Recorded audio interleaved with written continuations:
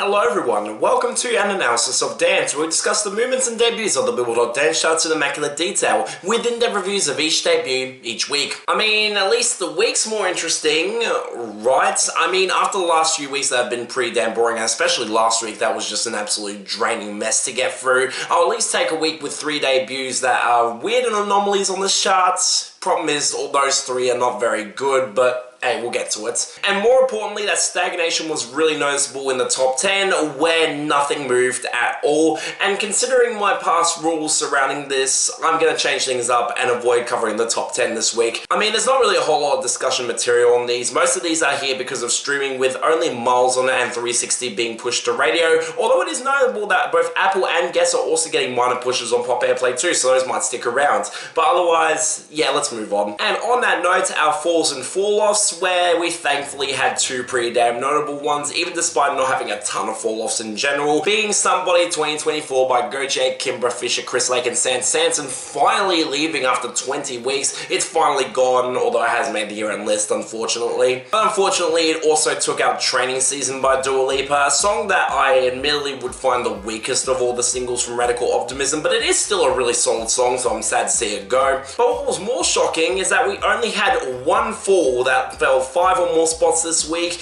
and even more telling is that Tekka by DJ Snake and Peso Pluma down to 21, a song that's had a second run because Peso Pluma fans finally found out there was actually a song that existed and was put onto his really underperforming album, so of course it was going to get a second win. Come on guys, you're way better than that. There's much better songs you could be pushing from that album instead. Hell, the one that's charting right now, La Patrula, is way better than this. But the stability really didn't translate over to our jumps and comebacks, where we had a considerable amount of activity in both this week. I mean, it's not exactly interesting in our comebacks, as they're My Oh My by Ava Max at 45 and For Life by Kygo, Zach Abel and Nile Rodgers at 49, both songs that are not particularly good and have already made their year-end list spots. But more so the jumps, where there was a lot of busy activity that happened here. But more interestingly, most of these have already locked their year-end list spots and are really just rebounding to fill in space at this point. The charts are kind of dead in this regard. I mean, why else would Pedro by Jackson Agatino Romero and Rafael Acar rebound to 43, or Slay by Eternals up to 39 on this final week on the charts? Or more importantly, the huge rebounds of She's Gone Dance On by Disclosure at 37 and Girls by Dom Dollar at 33, both songs that have been all over the place they run, but have managed to survive way longer than I expected and will probably both make the year-end list at this rate, so that's good. I mean, it's just really telling that these songs just won't die off naturally. Again, once the Charlie XCX album actually falls off, I do expect a little bit more activity, but for now we're going to be sitting in a lull period for this chart. And hell, it's not like some of the songs that are surging up are particularly good, like To The Moon by Pitbull, Neo and Afrojack featuring DJ Buddha continuing its pop airplay support up to 36, or Keep Up by Oddities still gaining considerable streaming momentum at 20. Really? This is going to be a thing now? I hope to God it gets caught between years, it's not good. And as if we didn't have enough garbage on this chart gaining momentum, we also had X-Lite by 2KE and 808 Yuli up to 24 yet again. I mean, seriously, this is just getting boring at this point. This song's not worth any sort of further attention. There's a much better Brazilian funk song that's charting this week. We don't need this around. But thankfully, our only remaining jump was I Adore You by Hugo Topic and Arash featuring Daycom off the debut to 41. I mean, seriously, this charted quite late and has already had a pretty big run in Europe. The fact that it might actually be a thing in the United States is really interesting. And I mean, it's a decent song, but I didn't expect Topic would come back with this. But what isn't a welcome surprise, there are 3 debuts, admittedly more interesting, but not starting off particularly good, with number 50, Lobster by RJ Pasin.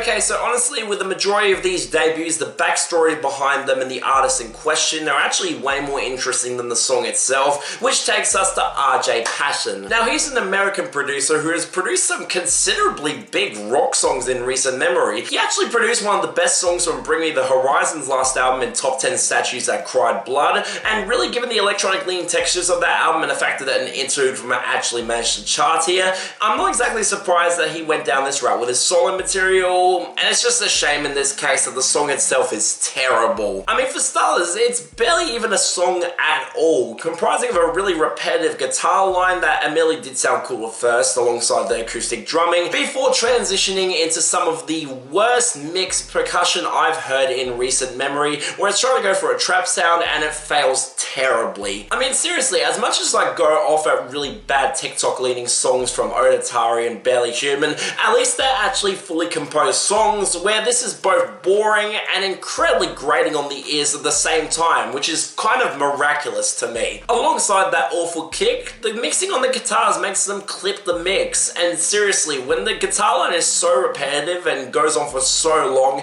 it just drains the ever-loving shit out of me. So yeah, this is absolutely useless. I mean, I do like some of the songs that this guy's produced for other bands, but his own material, yeah, I have zero interest in checking anything else out from him. This is really bad. Skip it. Number 46, Love Potions by BJ Lips featuring Princess Paparazzi. Fire and take a look into my eyes. Can you feel the tension between us, boy? I know you want this potion. I'm not exactly surprised that more songs of this kind are starting to chart here. I mean, with the baffling success of Barely Human and the random as hell Scenecore revival, which is really interesting but also not particularly good, I'm not surprised that more acts were getting mainstream pushes out of this, which takes us to our lead.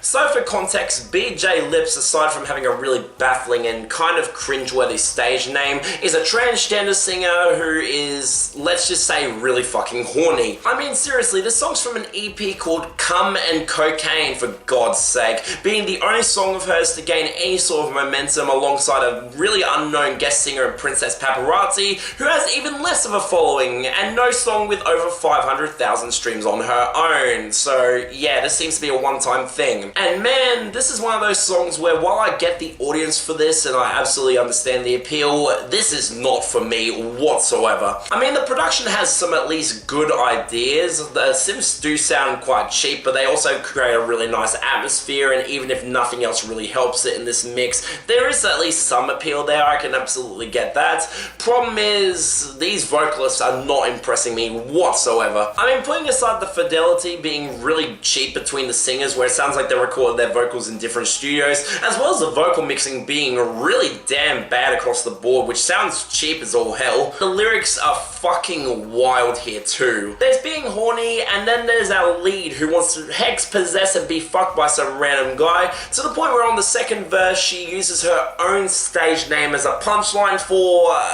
you can kind of figure it out. I mean, it's not the worst case of sexual lyrics I've heard in the last year, because seriously, you're not going to overtake that one line from Ecstasy by Suicidal Idol anytime soon, but man, it's up there. Now look, I can see why a song like this would actually have an audience. There's a ton of horny fuckers out there, and especially a lot of LGBTQ people who can be weirdly empowered by a song like this, but I am absolutely not one of those people at all. I mean, I barely have a sex drive as is, I'm barely even part of the LGBTQ community at this point, and I don't go out of my way to listen to songs from Scenecore, let alone stuff like this. In arguably the first notable case in this series, I'm the wrong person to be reviewing this song, so I can get the appeal, but it is absolutely not for me. And finally, number 43, Glory by Ogryzek.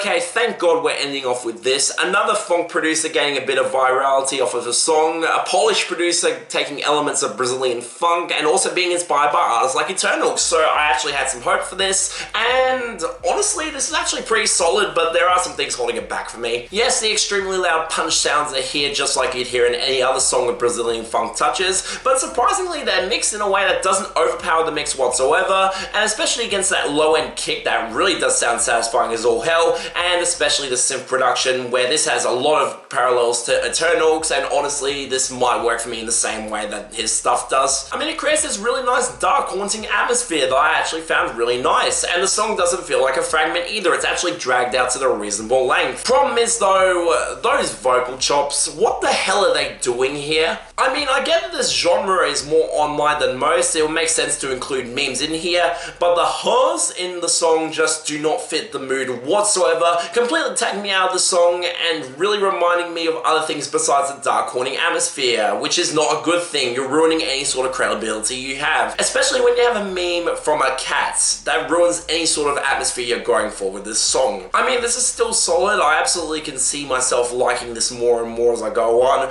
but man, those vocal samples drag it down. This should be way better. And that ends a pretty damn rough, if interesting, list of debuts this week, and really, these were not particularly good. I mean, the best is obviously going to Glory by Ogryzek. That song's got the most elements I liked from it, and I can see myself growing on it. Whereas the worst is easily going to Lobster by Pasin for being an absolutely useless mess. And seriously, while I don't like Love Potions, I at least get the appeal of it to some people, and it does have some good synth production, so it dodged the bullet here. But this, yeah, it's useless. I have no use for it at all. Next week, God, I hope something just comes along to save this, because my God, these past few weeks have been miserable. But yeah, let's hope it gets better. But for now, this is what we have to deal with. But yeah, that's all for this episode of Analysis of Dance. See you next time.